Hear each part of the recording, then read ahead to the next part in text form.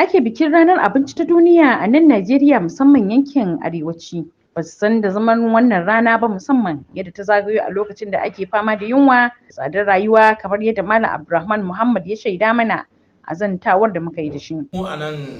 Najeriya musamman a arewacin Najeriya mun san da wata rana abinci ta duniya ba da ma ranar yunwa aka bullo da ita da ina ganin zai fi mana sauƙin ganewa amma saboda wannan rana ta zuwa da mutane al'umman Najeriya musamman arewacin Najeriya da wata irin jarabawa wanda yake cin abinci sau uku a rana a gidansa wani lokacin sai a yi kwana biyu ma ba a ɗora girki a gidansa ba wanda yake cin abinci ya ci ya rage ya zubar ko ya ba almajirai ya zama shi ma ya ga an ci sau biyu ne kaɗai a gidansa to balantana kuma wanda sai ya fita ya nemo in ka fita nemowar babu inda za ka je ka samu ko aikin leburanci babu aikin kowane irin aiki wanda za ka samu wani abu wannan rana mu ta abinci ta duniya wallahi mun san da ba wani abu da muka kare muna roƙo ga dukkan masu hannu da shuni na Najeriya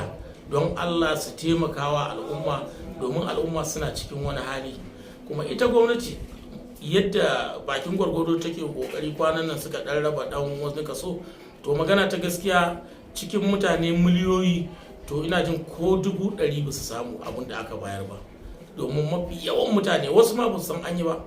don haka muna roƙo inda wata kafa ko wata hanya da ita gwamnati za ta yi gaba ɗaya talakawan Najeriya dai talakawa ne na gwamnati federal government da state da local government su suka san hanyar da za su bi don wannan abun ya kai ga wa'anda ba su isa su samu ba in aka ci gaba da bin irin wannan hanyar da aka ba. Malam Abdulrahman Muhammad kenan. An dai keɓe wannan rana saboda ilmantar da al'umma muhimmancin cin abinci mai gina jiki, sarrafa shi cikin tsafta, yaƙi da yunwa da kuma kula da noma da inganta shi. Rahotanni sun nuna cewa da yawa daga cikin mutane ba sa iya ci su ƙoshi yayin da wasu ke kwana da yunwa. Shin ko me yara manyan gobe ke faɗi game da wannan rana? Inda nake cin abinci sai na samu gorina na siyar kunna in samu abin da zan ci kuma koko in yana ya samu ya bamu mu ci in kuma ba shi ba dai in mu samu ko ni ko yana amma ba maman koko ɗan samu yashi a kwata mu ringa siyarwa sai mu ringa bada kuɗin cefane a siyo abincin a ci in ba mu samu ba sai dai mu gaskiya a da na fi ƙoshi kanai na wasu suna ci su ƙoshi wasu kuma ba sa samu su ci su ƙoshi a ciki akwai masu kwana da muna samun cin abinci amma ba kamar na da saboda kwanan nan yanzu ba ma ci muna ƙoshi kamar na da muna roƙon gwamnati da a buɗa yadda za a ringa cin abinci ana cin abinci wani samun tuwa suke musamman talakawa. Malam Abdullahi sarkin unguwar ta kudu da ke jihar Kaduna ya ce kamata ya irin wannan rana al'umma su kasance cikin ƙoshi da walwala. Rana ce muhimmiya wanda idan duk muna da masaniya ko mun san ma'anarsa to ya kasance babu wani mahaluki ko dan adam wanda za a ce a yau cikin wannan yanayin da muke ciki a ce ya kwana kuma samu abin da ya sa a cikin sa saboda zagayowar wannan rana wanda su gwamnati gaba ɗaya tsundum suna cikin wannan rana kuma suna da masaniya a kai kuma lalle hakika ya kamata a ce an samu walwala.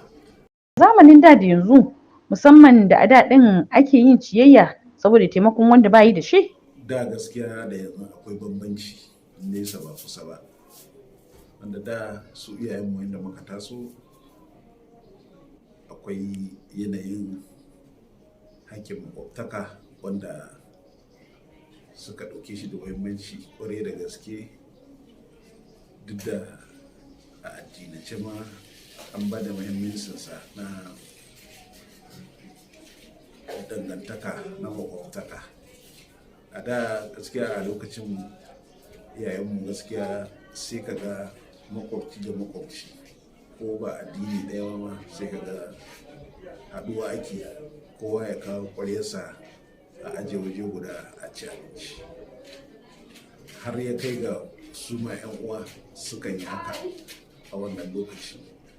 wanda a lallai ko da a matsayin kana makwabci baka samu abin da ka karya da shi ko ka ci ba, to ta wannan yanayi yadda ake fitowa da abincin za ka iya zuwa ka samu kuma ka ci wannan abinci kuma ka gamsu da sauransu. To wata shawara kake da ita game da taimakon kai da kai musamman yayin ciyarwa? Kamata ya yi shi yanayin nan na da aka shiga aka muke tafiyar da shi ko iyayenmu suka tafiyar da kakanninmu, kamata ya yi a ce ana ko kuma ya dawo ana yi, amma yanzu da yake halayen namu gaba daya sun gurɓata, ba kowa ba ne ke da wannan niyyar ya tafi da ba, sai ga cewa gara ni kawai in shiga ni na yi ce ba ni ne kaza da iyali na gara mu amfana abin nan, amma ba kowa ba ne yake da wannan, kalilan ne suke da wannan, kuma yawanci sai da sallah ake yi. Alhaji Abdullahi kenan sarkin unguwar Rimi ta Kudu da ke Kadunan Najeriya. Habibu Muhammad Abdulkadir, Cloud Hausa.